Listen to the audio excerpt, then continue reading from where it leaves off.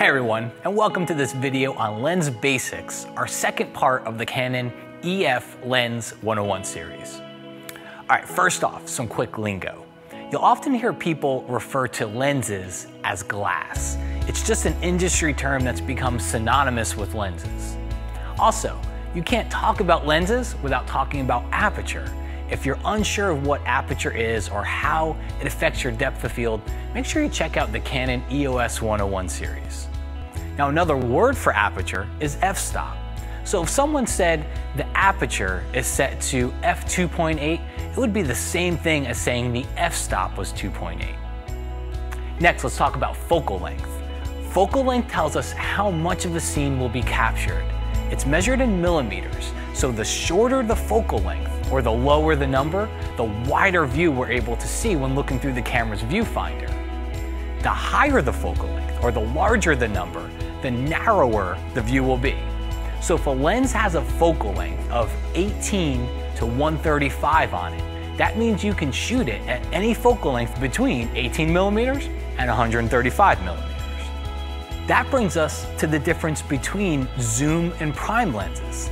A zoom lens, like the 18 to 135 lens that I just mentioned, means that it can zoom in or out, and you can change the focal lengths just by turning the lens.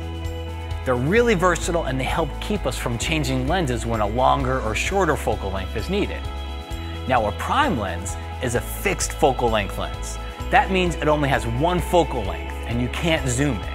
An advantage of these lenses is that they're sometimes lighter or more compact, and a huge plus is that they tend to have a larger maximum aperture. That means you can shoot in low light, and they're great for shooting portraits when you really want that soft, blurred background. If you have a zoom lens, it may have two apertures listed on it. That means it's a variable aperture lens. So for example, the Canon 18 to 135 lens reads f3.5 to 5.6. At its widest focal length, in this case 18 millimeters, the widest aperture you can shoot at is f3.5. Then, as you zoom in to 135, the widest aperture you can shoot becomes smaller. So when you zoom in to 135, your widest aperture would be that second number that's listed there, which is f5.6. Again, don't forget, if you've got questions on this, go check out the video on aperture in the Canon EOS 101 series if you want to learn more. One of the features that you'll find on many of the Canon telephoto lenses is called image stabilization, or IS for short. This is really helpful on a telephoto lens because when you're zoomed in on a subject, any camera movement becomes more exaggerated and you can get some blurry photos as a result. But when you turn IS on, the lens actually helps correct this to give you a sharper photo. That said, if your camera's on a tripod, it's a good idea to remember to turn the IS feature off since the lens is already stabilized. You may notice that the letters STM appear on some of your Canon lenses. STM stands for stepping motor. These lenses shine when it comes to shooting video as well as stills using live view. They help capture and follow focus from one subject to another, and it helps create that smooth cinematic look that really makes your video stand out.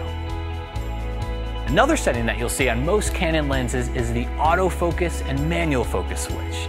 This is found on the side of the lens barrel, and it's usually abbreviated as AF/MF. With autofocus on, which by the way is the best way to start out, the camera will take care of focusing for you. If you switch to manual focus, then you have to use the focus ring on the lens itself to focus the image. If you have more questions about autofocus, check out the EOS 101 video. Finally, let's talk about two different types of Canon lenses. You may notice that some lenses have an L in the name. For example, the 24-70 f2.8 L lens. The L series is there to get you the highest quality and sharpest image. You'll also be able to tell it's an L series lens because the lens itself has a red ring around it. The other thing that you'll notice in Canon lenses is that some say EFS and some only say EF.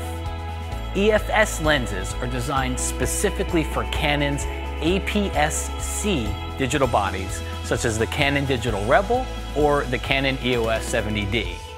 The EF lenses are designed for the full-frame, larger sensor bodies, such as the Canon 6D or the Canon EOS 5D Mark III. Well, that wraps up our second video in the series to help get you familiar with some of the lingo and the features that's good for you to know about your Canon lenses. Next, we're going to jump right into the different categories of lenses, such as telephoto, macro, fisheye, and some of the others, and the types of photography that they're best for.